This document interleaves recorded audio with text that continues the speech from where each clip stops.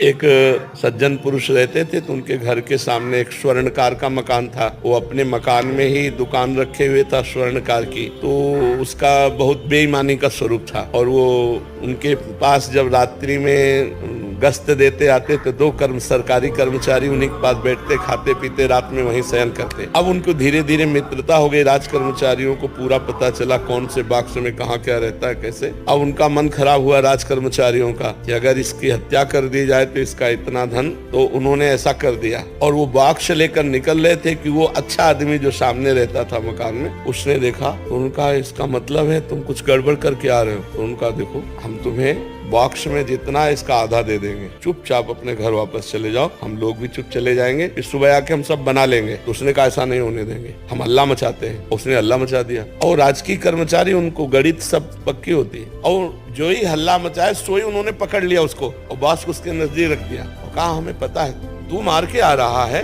और बचने के लिए नाटक कर रहा है। तो अब पूरी समाज में ये बात फैला दी कि इसने स्वर्णकार को मारा और ये बॉक्स ले जा रहा था, हमने पकड़ा इसलिए इसने हल्ला मचा दिया। पूरा केस उल्टा हो गया और सबको 100% समझ में आया ऐसा ही है किसी, और वो चिल्ला चिल्ला के कह रहा है लेकिन उसकी कोई बात नहीं सुन रहा। मुकदमा हुआ, जज के सामने जब खड़ा हुआ हो तो रो दिया और कहा जिसकी कसम खवा लो, यद्यपि मैं फंस चुका हूँ, उनके पास प्रमाण है, मेरे पास प्रमाण नहीं, पर मैं आपसे रो के कहता हूँ मैं सत्य हूँ, इस केस में मेरे द्वारा कोई पाप नहीं हुआ।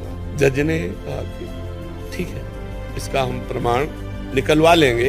वो गए, जब एकांत देखा तो कहा कहते थे आधा बॉक्स स्वर्ण ले ले तो बच जाता ना, फंसा दिया ना, अब पूरी जिंदगी जेल भोगेगा। और वहाँ डायरेक्ट लगाए हुए थे जिससे उनको सुनाई दे। तो उसने कहा चाहे फांसी हो जाए लेकिन हम इसमें दोषी नहीं है, दोषी तुम लोग हो और देख लेना भगवान तुम्हें दंड देंगे, ऐसी बात। अब जज के सामने तो प्रमाण मिल गया कि दोषी राज कर्मचारी हैं। तो उसने कहा इतने दिनों से मैं जेल भोग रहा हूँ, इतने मेरे दुख और अपमान हुआ, ये क्यों, ऐसा क्यों हुआ? जज से कहा मैं निर्दोष था, मैं चिल्ला चिल्ला कह रहा था।